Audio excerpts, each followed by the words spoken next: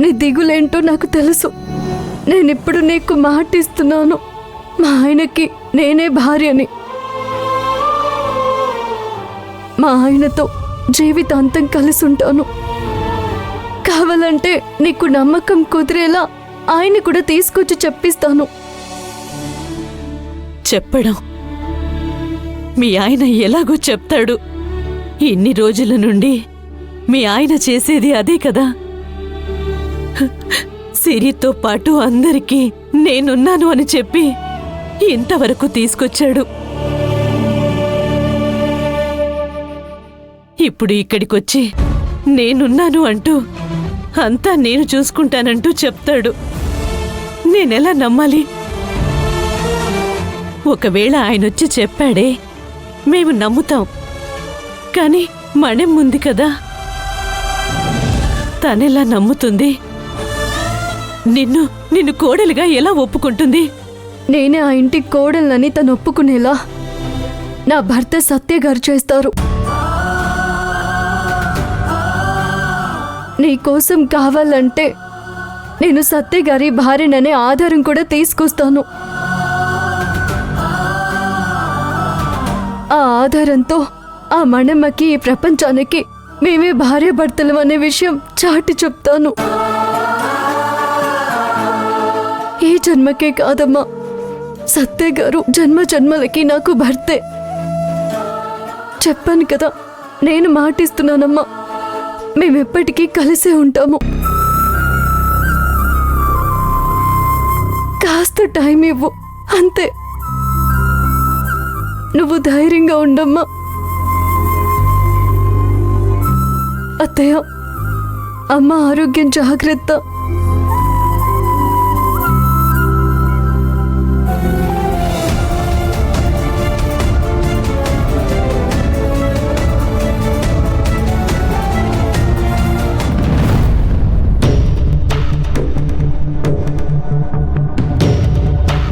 మంజు ఏంటి అంత ధైర్యంగా నీకు గతం గుర్తొచ్చేసింది కదా అని అడిగింది? అలా అడిగిందంటే తను నా మీద ఫోకస్ చేస్తుందన్నమాట. దీన్నిలాగే వదిలేస్తే మేమిద్దరం భార్యాభర్తలం కాదన్న విషయం కూడా తెలుసుకుంటుంది. ఒకవేళ తెలుసుకున్నా అది మమ్మల్ని ఏం చేయకూడదంటే నేనేం చేయాలి? ఐడియా.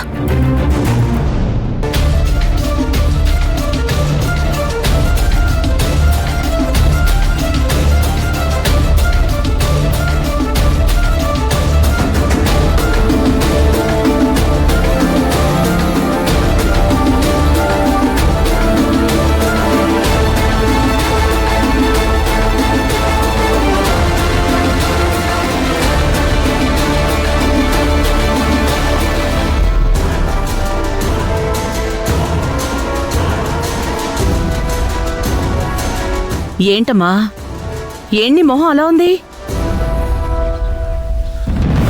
ఇంకా జరిగిన దాని గురించి ఆలోచిస్తున్నావా? ఏం చేయమంటారు అత్తయ్య? ఇప్పుడే ఇన్ని అడిగింది, రేపు ఇంకెన్ని అడుగుతుందోనని భయంగా ఉంది. అడిగితే అడగనివ్వు, మనం చెప్పేది నిజమే కదా. అలాంటప్పుడు మనకి భయం ఎందుకు? భయంగానే ఉందత్తయ్య. నేనెన్ని చెప్పినా ఎవ్వరూ కన్విన్స్ అయ్యేలా లేరు. మరేం చేద్దామంటావు? నాకేమో ఒంటరిదాన్నన్న ఫీలింగ్ కలుగుతోంది. అయ్యో, అలా ఎందుకు అనుకుంటున్నావమ్మా? మేమందరం లేవు? వాళ్ళందరూ ఉన్నారో లేదో తెలియదత్తయ్య, కానీ మీరున్నారనే ధైర్యం మాత్రం ఉంది. నేనున్నానమ్మా నీకు. ఏం చేయాలో చెప్పు. నన్ను రోజు గతం గుర్తుకొచ్చింది. నాటకాలు ఆడుతున్నావని నిందించారు. రేపు సత్య నీ మెడలో నిజంగా తాళి కట్టాడా అని అడిగితే నేనేం చెప్పాలత్తయ్య?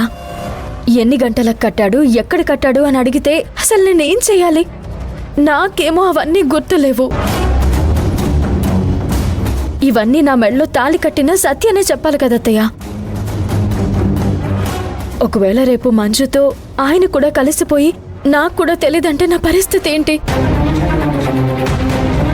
అత్తయ్య, ఒకసారి మీరు నా గురించి ఆలోచించరా? వాడలాంటివాడు కాదమ్మా, చాలా మంచివాడు. ఏనాటికి అబద్ధం చెప్పడు, నిన్ను దూరం చేసుకోడు. ఏమో అత్తయ్య, జరుగుతున్నవి చూస్తుంటే ఏవైనా జరగచ్చు అనిపిస్తుంది. నీకలా అనిపించడంలో తప్పు లేదమ్మా సిరి. అందుకే నేను మిమ్మల్ని ఒక చిన్న కోరిక కోరదామని వచ్చాను. ఆ, చెప్పమ్మా, నేను అప్పటినుంచి అడుగుతున్నాను, నువ్వే చెప్పడానికి.